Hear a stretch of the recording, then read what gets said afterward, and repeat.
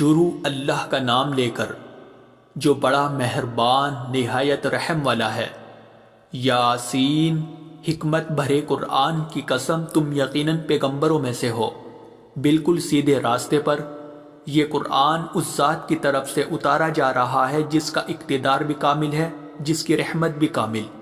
تاکہ تم ان لوگوں کو خبردار کرو جن کے باپ داداؤں کو پہلے خبردار نہیں کیا گیا تھا، اس لیے وہ غفلت میں پڑے ہوئے ہیں۔ حقیقت یہ ہے کہ ان میں سے اکثر لوگوں کے بارے میں بات پوری ہو چکی ہے، اس لیے وہ ایمان نہیں لاتے۔ ہم نے ان کے گلوں میں توق ڈال رکھے ہیں جو ٹھوڑیوں تک پہنچے ہوئے ہیں، اور اس وجہ سے ان کے سر اوپر کو اٹھیرے گئے ہیں، اور ہم نے ایک آڑ ان کے آگے کھڑی کر دی ہے اور ایک آڑ ان کے پیچھے کھڑی کر دی ہے، اور اس طرح انہیں ہر طرف سے ڈھانک لیا ہے، جس کے نتیجے میں انہیں کچھ سجائی نہیں دیتا۔ اور ان کے لیے دونوں باتیں برابر ہے، چاہے تم انہیں خبردار کرو یا خبردار نہ کرو، وہ ایمان نہیں لائے گے۔ تم تو صرف ایسے شخص کو خبردار کر سکتے ہو جو نصیحت پر چلے اور خدا رحمان کو دیکھے بغیر اس سے ڈرے، چنانچہ ایسے شخص کو تم مغفرت اور باعزت اجر کی خوشخبری سنا دو۔ یقیناً ہم ہی مردوں کو زندہ کریں گے، اور جو کچھ عمل انہوں نے آگے بھیجے ہیں ہم ان کو بھی لکھتے جاتے ہیں، اور ان کے کاموں کی جو اثرات ہیں ان کو بھی، اور ہم نے ایک واضح کتاب میں ہر چیز کا احاطہ کر رکھا ہے۔ اور اے پیغمبر، تم ان کے سامنے ایک بستی والوں کی مثال پیش کرو جب ان کے پاس رسول آئے تھے۔ جب ہم نے ان کے پاس شروع میں 2 رسول بھیجے تو انہوں نے دونوں کو جھٹلا دیا، پھر ہم نے ایک تیسرے کے ذریعے ان کی تائید کی، اور ان سب نے کہا کہ یقین جانو ہمیں تمہارے پاس رسول بنا کر بھیجا گیا ہے۔ انہوں نے کہا تمہاری حقیقت اس کے سوا کچھ بھی نہیں ہے کہ تم ہم جیسے ہی آدمی ہو، اور خدا رحمان نے کوئی چیز نازل نہیں کی ہے، اور تم سراسر جھوٹ بول رہے ہو۔ ان رسولوں نے کہا ہمارا پروردگار خوب جانتا ہے کہ ہمیں واقعی تمہارے پاس رسول بنا کر بھیجا گیا ہے، اور ہماری ذمہ داری اس سے زیادہ نہیں ہے کہ صاف صاف پیغام پہنچا دے۔ بستی والوں نے کہا ہم نے تو تمہارے اندر نحوست محسوس کی ہے، یقین جانو اگر تم باز نہ آئے تو ہم تم پر پتھر برسائے گی اور ہمارے ہاتھوں تمہیں بڑی دردناک سزا ملے گی۔ رسولوں نے کہا تمہاری نحوست خود تمہارے ساتھ لگی ہوئی ہے،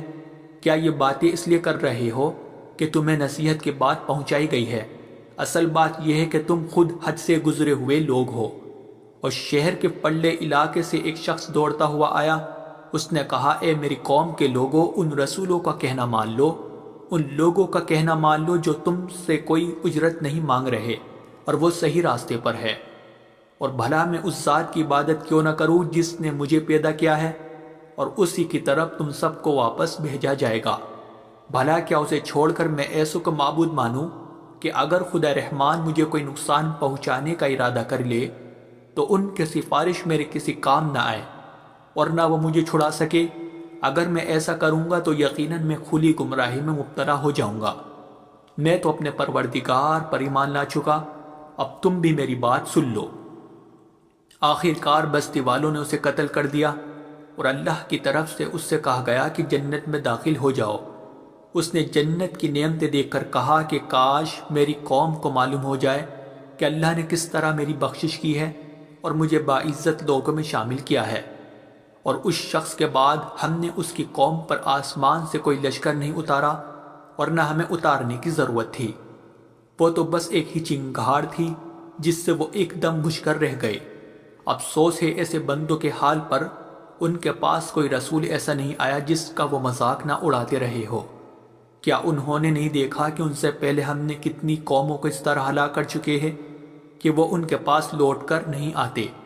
اور یہ جتنے لوگ ہیں ان سبھی کو اکٹھا کر کے ہمارے سامنے حاضر کیا جائے گا، اور ان کے لیے ایک نشانی وہ زمین ہے جو مردہ پڑی ہوئی تھی، ہم نے اسے زندگی عطا کی، اور اس نے غلہ نکالا جس کی خوراک یہ کھاتے ہیں، اور ہم نے اس زمین میں کھجوروں اور انگوروں کے باغ پیدا کیے، اور ایسا انتظام کیا کہ اس میں سے پانی کے چشمے پھوٹ نکلے تاکہ یہ اس کی پیداوار میں سے کھائے، حالانکہ اس کو ان کے ہاتھوں نے نہیں بنایا تھا۔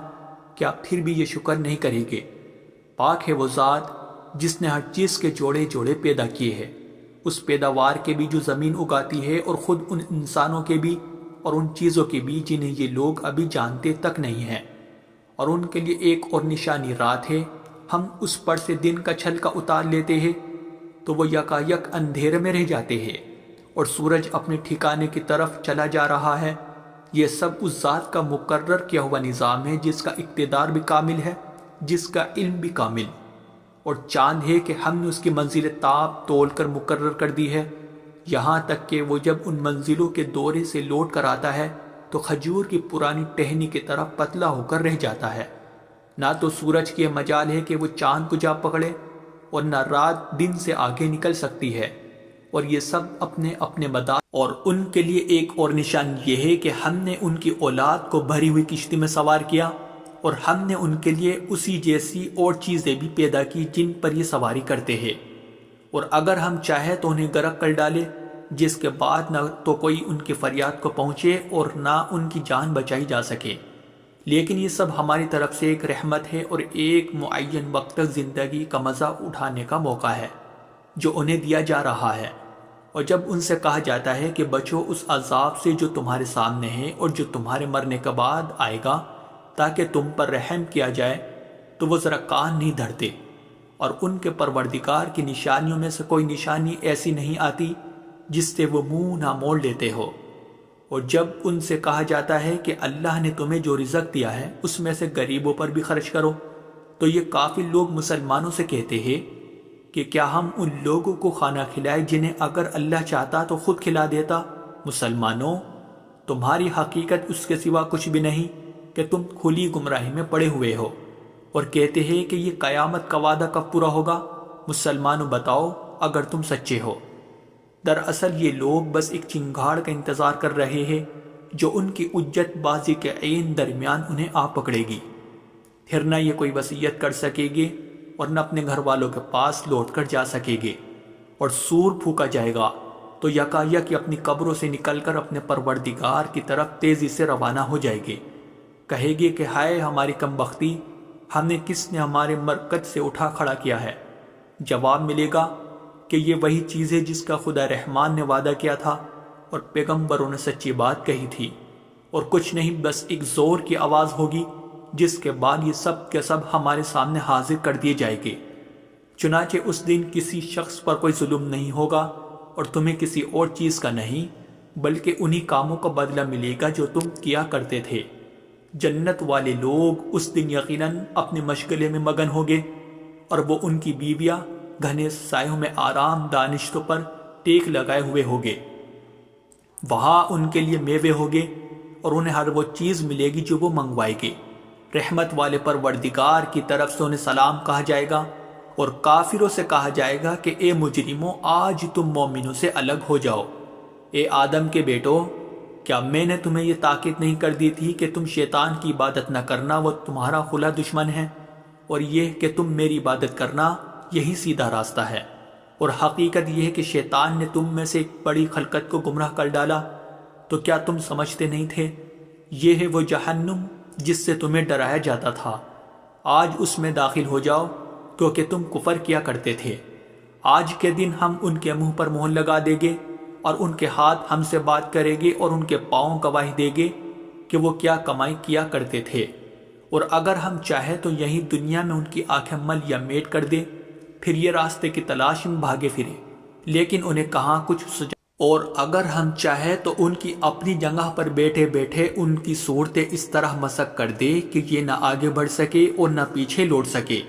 اور ہم جس شخص کو لمبی عمر دیتے ہیں اسے تخلیقی اعتبار سے الٹ ہی دیتے ہیں، کیا پھر بھی انہیں عقل نہیں آتی؟ اور ہم نے اپنے ان پیغمبروں کو نہ شاعری سکھائی ہے اور نہ وہ ان کے شایان شان ہیں، یہ تو بس ایک نصیحت کی بات ہے، اور ایسا قرآن جو حقیقت کو کھول کھول کر بیان کرتا ہے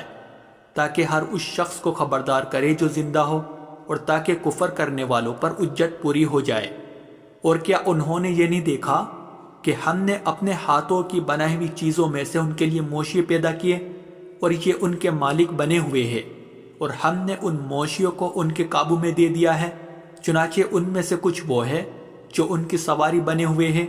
اور کچھ وہ ہے جنہیں یہ کھاتے ہیں۔ نیز ان کو ان موشیوں سے اور بھی فائدہ حاصل ہوتے ہیں اور پینے کی چیزیں ملتی ہے۔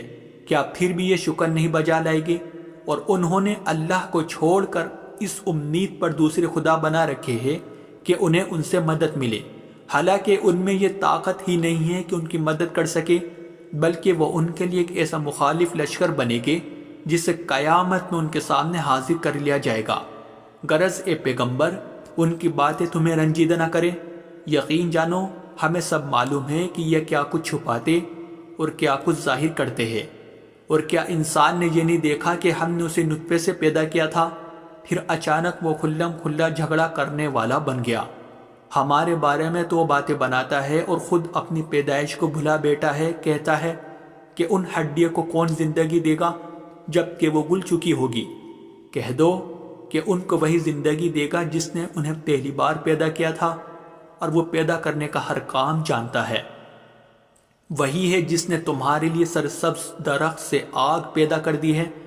پھر تم ذرا سی دیر میں اس سے سلگانے کا کام لیتے ہو۔ بھلا جس ذات نے آسمانوں اور زمین کو پیدا کیا ہے، کیا وہ اس بات پر قادر نہیں ہے کہ ان جیسوں کو دوبارہ پیدا کر سکے؟ کیوں نہیں، جبکہ وہ سب کچھ پیدا کرنے کی پوری مہرت رکھتا ہے۔ اس کا معاملہ تو یہ ہے کہ جب وہ کسی چیز کا ارادہ کر لے تو صرف اتنا کہتا ہے کہ ہو جا، بس وہ ہو جاتی ہے۔ غرض پاک ہے وہ ذات جس کے ہاتھ میں ہر چیز کی حکومت ہے، اور اسی کی طرف تم سب کو آخر کار لے جایا جائے۔